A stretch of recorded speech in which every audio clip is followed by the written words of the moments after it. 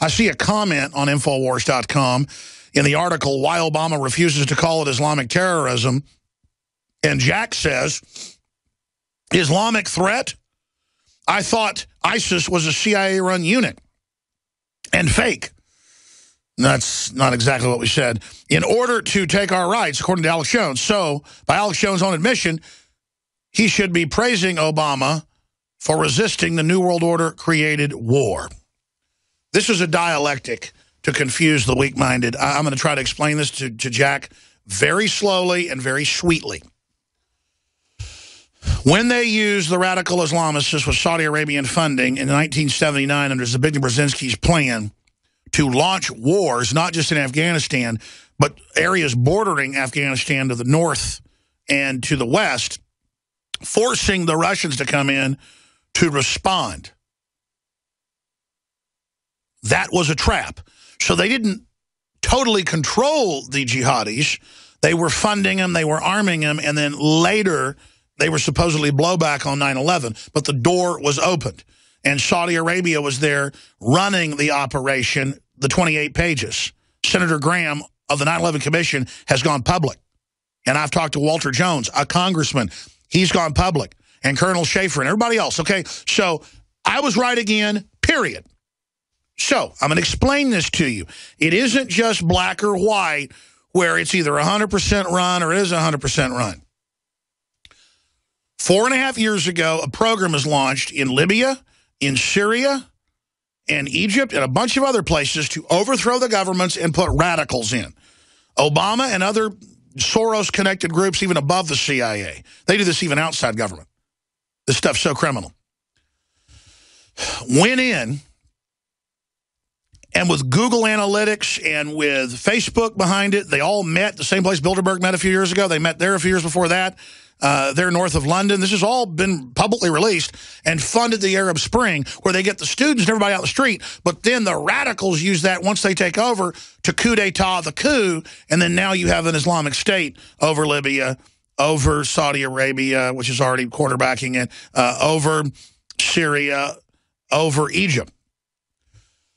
So there's Wesley Clark. We have it on screen. Libya and Syria, the neocon plan to attack 7 countries in 5 years using destabilization. Once you destabilize, you then have an excuse to come in and bomb the very groups you turned loose to begin with. So Obama is acting like he's a moderate and that he's only fighting, you know, some of the radicals because, you know, he loves Islam so much. The truth is they're doing limited airstrikes on different disparate rebel groups that are in there battling for control of Syria that the West opened the door for to get them buggy whipped into line so that then they can be forged into a new army to go in and take out Syria. And the excuse will be because of the Syrian civil war that gave ISIS a home base, that gave al-Qaeda a home base. And so now we've got to go in and clean out the whole country. It's Assad's fault. We've already heard this. You're going to hear it again. That's why they're saying, oh, we're there with rebels now, calling in airstrikes and giving them weapons with billions of dollars of funding that Congress has passed in 3 different spending packages the last 4 or 5 months. Billions of dollars.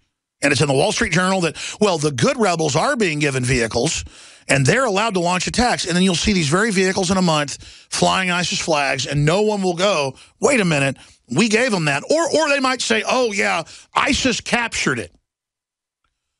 Just like they captured Iraqi bases full of artillery and new weapons and RPGs, like the Marines and the Army just left those weapons caches in bases and didn't defend them or didn't have self-destruct bombs, didn't have detonators already placed to blow up ammo dumps. They let them have it.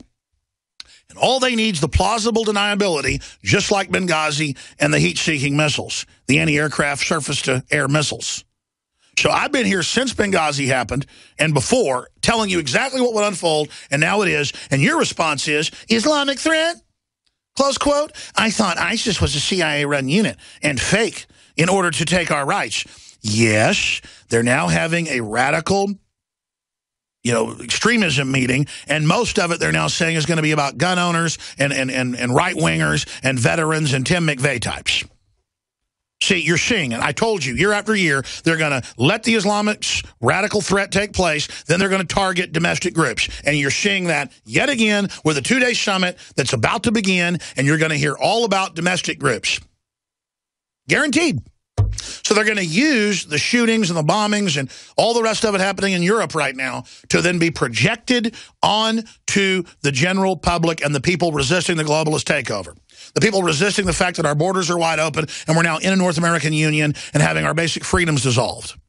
And the government's announcement is going to start coming after your private pension funds and your investment funds and your education funds, your retirement funds.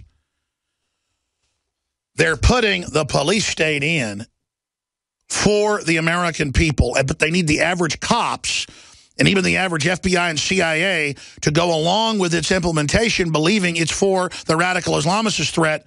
But now they're converting and shifting to the domestic threat, which I've told you thousands of times obnoxiously they would, and now it's happening. And then when they're done, they're going to blow up buildings, this criminal international group.